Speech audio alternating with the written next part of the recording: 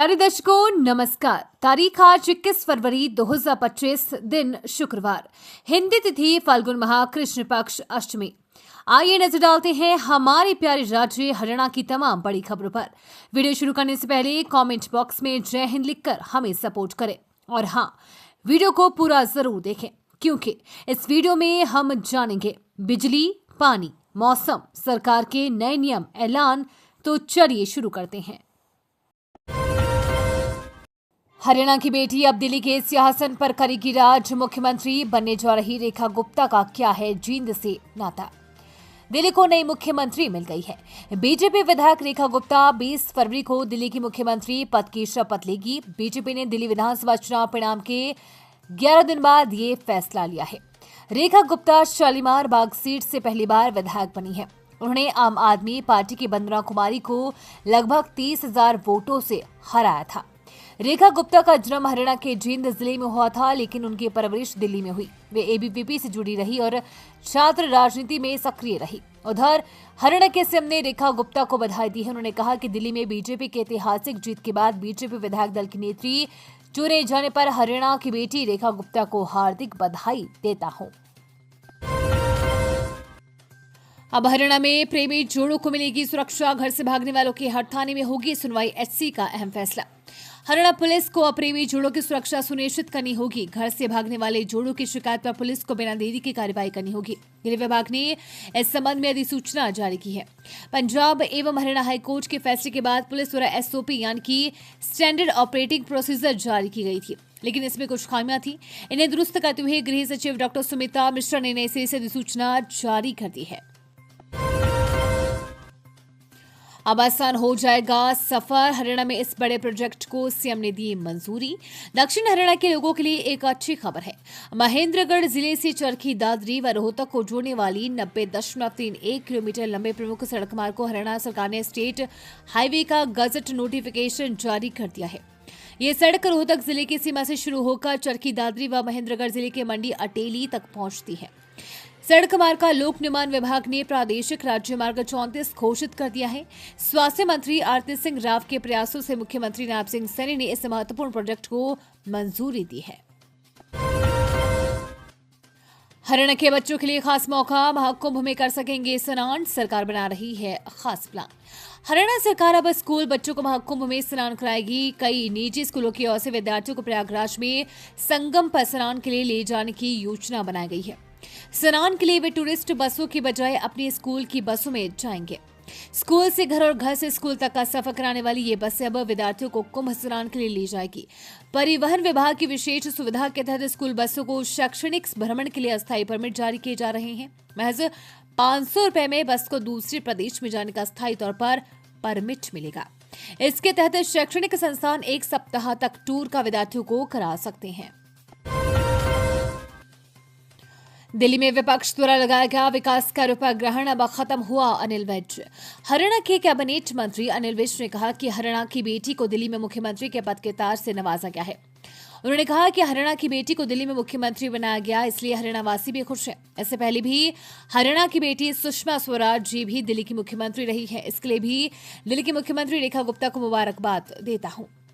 विज ने कहा कि दिल्ली में पिछले 27 सालों से विपक्ष की सरकार को रहने के कारण विकास कार्यों को ग्रहण लगा हुआ था, जो कि अब खत्म हो गया है। उन्होंने कहा कि दिल्ली देश की राजधानी है और दिल्ली में जो रुतबा और जो विकास होना चाहिए वह प्रधानमंत्री श्री नरेंद्र मोदी के नेतृत्व में दिल्ली के मुख्यमंत्री और कैबिनेट साथियों के माध्यम से दिल्ली को विकास में अव्वल करने का काम किया जाएगा। हरियाणा के 100 एक्सटेंशन लेक्चरर को नौकरी से निकाला। उच्च शिक्षा विभाग ने की कार्रवाई। राजस्थान के 3 डिग्री कॉलेजों से ली पीएचडी की डिग्री। हरियाणा उच्च शिक्षा विभाग ने एक बड़ी कार्रवाई करते हुए राज्य भर में कई एक्सटेंशन लेक्चरर को अयोग्य मानते हुए उनकी सेवाएं तत्काल प्रभाव से समाप्त कर दी है। विभिन्न सरकारी कॉलेजों में कार्यरत इन एक्सटेंशन लेक्चरर को 57,700 रुपए मासिक पारिश्रमिक दिया जा रहा था। इन सभी एक्सटेंशन लेक्चरर के पास राजस्थान के ओपीजेएस यूनिवर्सिटी, सनराइज यूनिवर्सिटी और सिंघानिया यूनिवर्सिटी से पीएचडी की डिग्री, जिन्हें हाल ही में विश्वविद्यालय अनुदान आयोग ने अगले 5 सालों के लिए पीएचडी छात्रों के नामांकन से प्रतिबंधित कर दिया था। सोनीपत में 76 केंद्र पर देंगे 14,986 स्टूडेंट एग्जाम। 17 संवेदनशील और 7 अति संवेदनशील सेंटर। 27 फरवरी से शुरू होगी बोर्ड परीक्षाएं।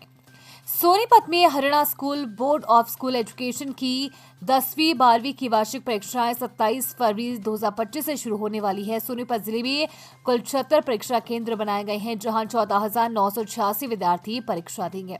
इनमें से 14 केंद्रों को संवेदनशील और 7 केंद्रों को अति संवेदनशील घोषित किया गया है।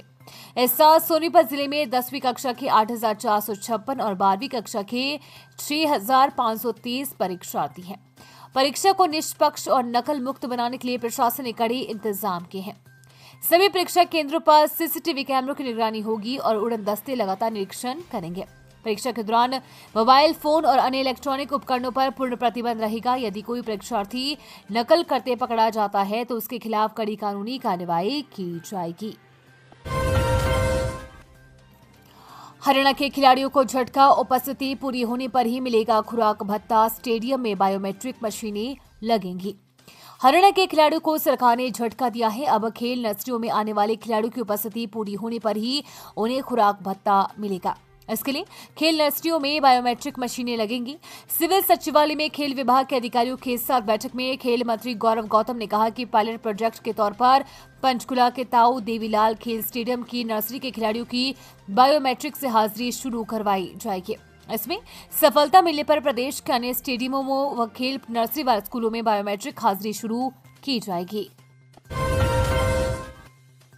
गौवंश मामले की सुनवाई अब होगी फास्ट ट्रैक कोर्ट में। इन जिलों में चलेगी नियमित कार्रवाई। हरियाणा में अब गौवंश संरक्षण और गौ संवर्धन कानून के तहत दर्ज होने वाले केस की सुनवाई जल्द होगी। इसके लिए प्रदेश सरकार की ओर से फास्ट ट्रैक कोर्ट नॉमिनेट किए गए हैं, जिसको लेकर दिशा निर्देश जारी किए गए हैं। प्रदेश में ये कोर्ट नूह, पलवल, अंबाला और हिसार में नियमित चलेगी। नूह जिले में नूह के साथ लगते रेवाड़ी, भिवानी और चरखी दादरी जिलों के मामलों की सुनवाई भी की जाएगी। पलवल के अलावा गुरुग्राम, झज्जर, रोहतक, फरीदाबाद, सोनीपत व पानीपत जिलों की सुनवाई भी होगी। वहीं अंबाला, पंचकुला, यमुनानगर, कुरुक्षेत्र व करनाल तो हिसार के अलावा जींद, कैथल, फतेहाबाद और सिरसा के मामलों की सुनवाई की जाएगी। ऑनलाइन वर्क को लेकर आंगनबाड़ी वर्करों का फूटा गुस्सा, सरकार के खिलाफ किया विरोध प्रदर्शन। रेवाड़ी में एक बार फिर आंगनबाड़ी कार्यकर्ताओं ने सरकार के खिलाफ विरोध प्रदर्शन कर सीएम के नाम डीडीपीओ को ज्ञापन सौंपा है। रेवाड़ी के प्रगति चौक स्थित धरना स्थल पर आंगनबाड़ी कार्यकर्ताओं ने धरना प्रदर्शन कर ऑनलाइन वर्क बंद करने की मांग की है। आंगनबाड़ी कार्यकर्ता अपनी मांगों को लेकर प्रदर्शन करते हुए जिला सचिवालय पहुंची, जहां उन्होंने सीएम के नाम डीडीपीओ को ज्ञापन सौंपा। जिला प्रधान राजबाला चौहान ने कहा कि पिछले 30 वर्षों से आंगनबाड़ी में 5वीं, 8वीं और ज्यादातर विधवा महिलाएं काम कर अपने घर का चूल्हा चला रही है, लेकिन सरकार समय समय पर कोई नई योजना लाकर उन्हें हरासमेंट कर रही है। उन्होंने कहा कि जो कंप्यूटर ऑपरेटर का कार्य होता है वो काम सरकार हम कम पढ़ी लिखी महिलाओं से करवाना चाहती है।